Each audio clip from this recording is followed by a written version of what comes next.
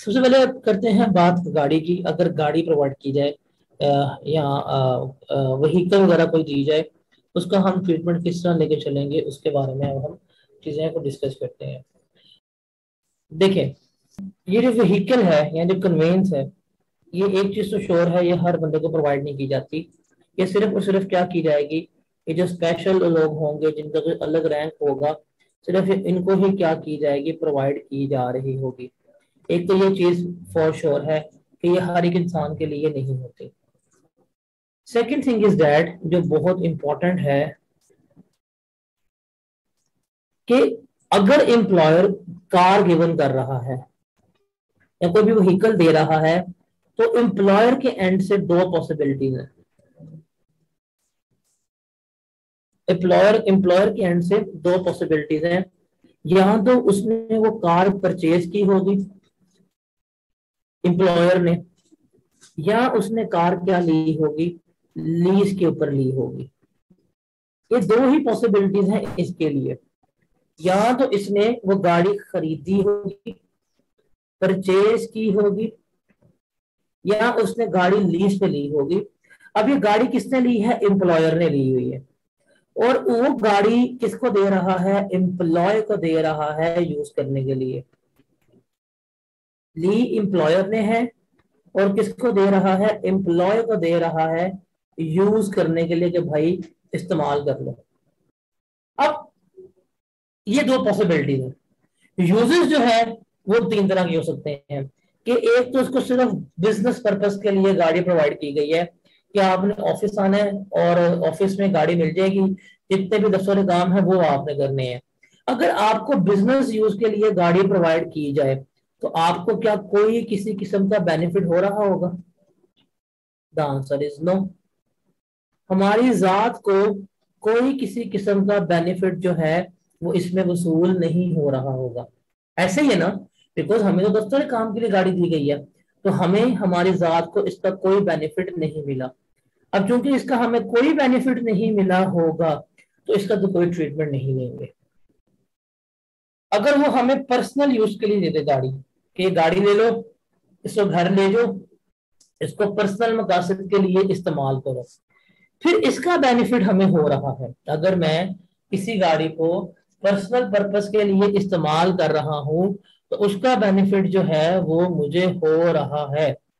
अब वो जो उसका बेनिफिट होगा, उसका ट्रीटमेंट लिया जाएगा। कैसे? कि अगर एम्प्लॉयर ने गाड़ी परचेज की हुई थी, खरीदी हुई थी, तो उस गाड़ी की कॉस्ट का हम 10% लेंगे और एम्प्लॉय की सैलरी में ऐड करते जाएंगे।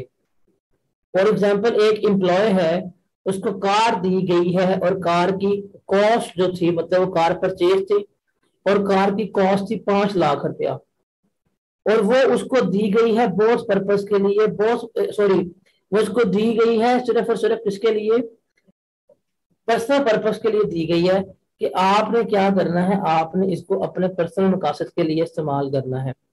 तो जो गाड़ी की कॉस्ट होगी, हम गाड़ी की कॉस्ट पकड़ेंगे, इस गाड़ी की कॉस्ट का हम 10% लेंगे। जो जवाब आएगा, मतलब यहाँ पे 50,000 आएगा, तो 50,000 हम क्या कर देंगे, हम एम्प्लॉय की सैलरी के अंदर ऐड कर देंगे। तो ये ट्रीटमेंट हम इसका ले रहे होंगे। अगर गाड़ी लीज पे ली हुई थी, ये गाड़ी एम्प्लॉयर की नहीं थी, बल्कि उसने ये गाड़ी लीज पे ली हुई थी, तो उस केस में क्या किया जाएगा, जो उस गाड़ी की फेयर मार्केट वैल्यू थी, रिमेंबर फेयर मार्केट वैल्यू, उस फेयर मार्केट वैल्यू का 10% लेंगे। जो भी जवाब आएगा वो हम एम्प्लॉय की सैलरी के अंदर क्या कर देंगे, ऐड कर दिया करेंगे।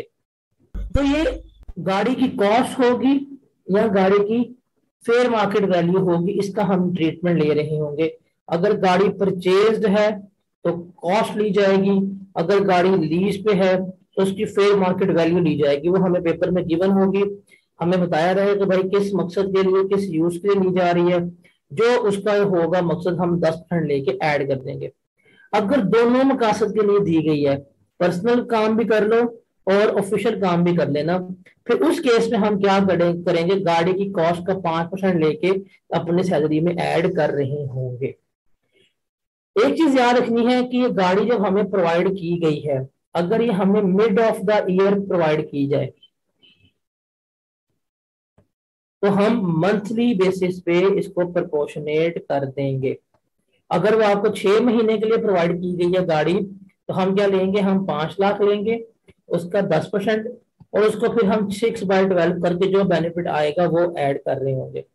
अगर मिड ऑफ द ईयर कोई इस तरह का बेनिफिट दिया गया है कार का, तो हम उसको टाइम प्रोपोर्शनेट लाजमी कर रहे होंगे। तो ये चीज आपने याद रखनी है कि गाड़ी, रूल ये है कि गाड़ी पर्सनल पर्पस के लिए हो या बोथ पर्पस के लिए हो, सिर्फ इन दो सिनेरियोज में हम बेनिफिट लेके ऐड करते हैं। पर्सनल सिनेरियो में 10%, और लीज के सिनेरियो में भी हम क्या लेते हैं, 10% ले रहे होते हैं।